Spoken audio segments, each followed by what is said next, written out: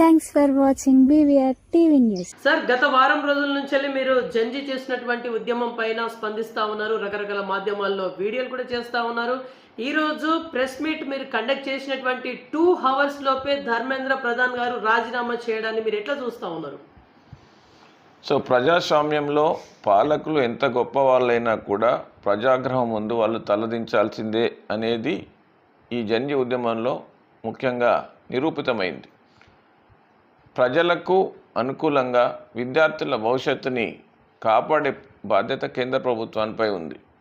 కేవలం విద్యామంత్రి రాజీనామా చేయడమే కాకుండా భవిష్యత్తులో పరీక్షలు కండక్ట్ చేసే విధానంపై ప్రక్షాళన జరగాలి.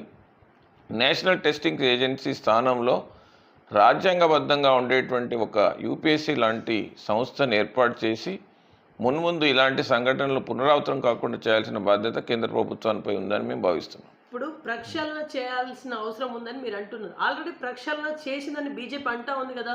అంటే ఈ రోజు నుంచి అంటే స్టిల్ నౌ ఇప్పటి నుంచి పరీక్షా పత్రాలు కనుక లీకేజ్ అయితే 10 సంవత్సరాల జైలు శిక్షతో పాటుగా 10 కోట్ల జరిమానా కూడా అని చెప్పేసి అఫీషియల్గా అనౌన్స్మెంట్ చేసిళ్ళు. ఇది ప్రక్షాళన కాకపోతే ఏంటిది?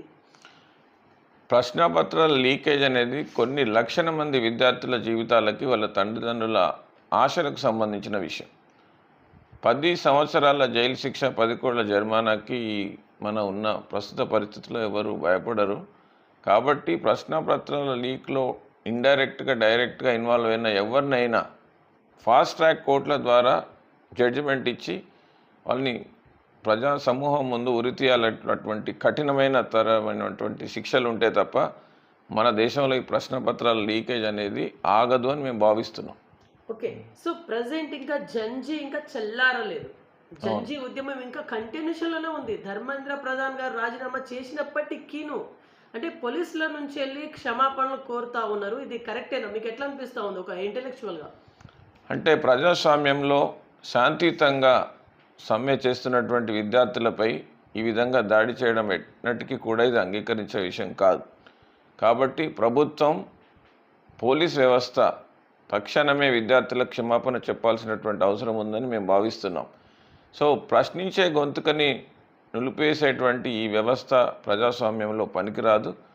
ఖచ్చితంగా శాంతియుతంగా వాళ్ళ నిరసన తెలియజేసేటువంటి వ్యక్తుల మీద ఎలాంటి దాడులు మున్ముందు జరగకూడదని intellectual forum, BC intellectual forum, BC SC ST Jack నుంచి మేము డిమాండ్ చేస్తాం.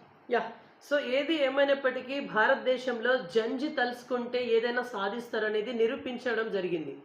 భారతదేశంలో రాబోయే రోజుల్లో ముందు జంజి యొక్క పాత్ర ఏ రకంగా ఉండబోతుంది అని మీరు అనుకుంటా ఉన్నారు ఫైనల్లీ?